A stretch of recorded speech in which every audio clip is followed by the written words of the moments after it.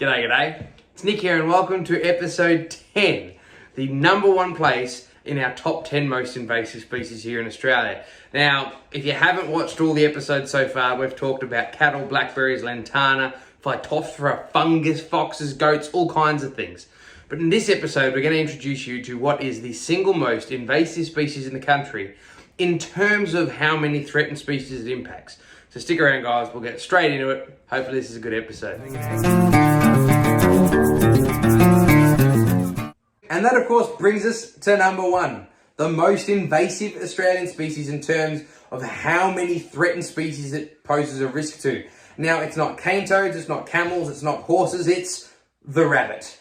Now, rabbits were brought, like a lot of our three invasive species we've talked about so far, back in 1788 on the first fleet.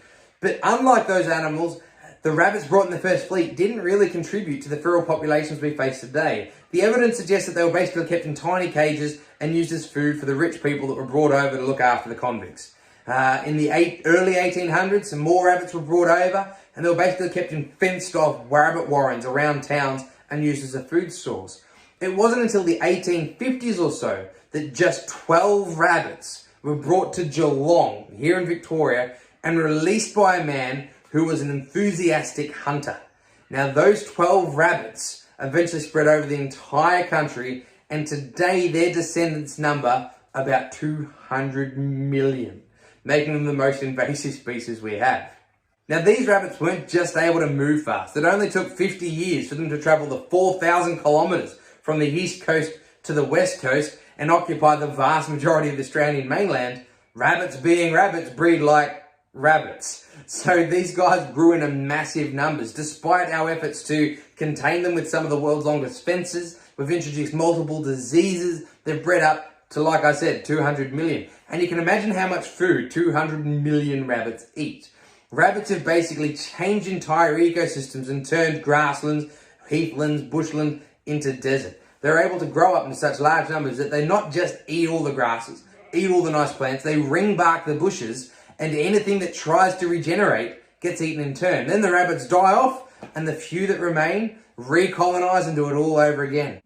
Like most of the other herbivorous invasive species we've talked about so far, it's not just the plants that they impact. Obviously, they also impact all of the native herbivores that would normally eat those plants. Things like the yellow-footed rock wallaby were massively hit, put under huge pressure by having all this competition that can breed up so much faster and recolonize when things do get a little bit better.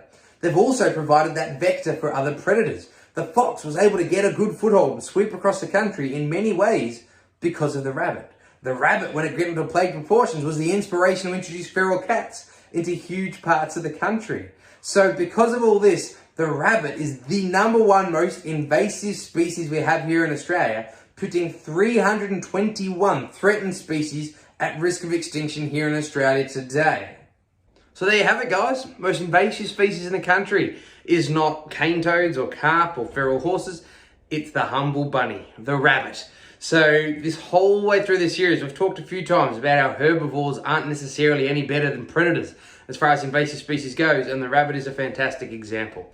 Now, I'd love to hear you guys' opinion on this series, what you thought, and whether or not you think we should do one additional episode, maybe talking about how humans are potentially the most invasive species in the planet, and maybe some of the honourable mentions, things like cane toads and carp and horses that you might have expected to make this list. So, I don't know, let me know if you'd like an honourable mentions episode, but other than that, thank you for watching, guys. I hope you've enjoyed the video. I hope you've enjoyed the whole series, and if you haven't already, please subscribe to the YouTube channel, like us on Facebook. Check on back next week. It'll either be an honourable mentions episode for invasive species, or we'll be back onto our normal content. But thank you for watching, guys. It's been a great series. Have a good one and take care.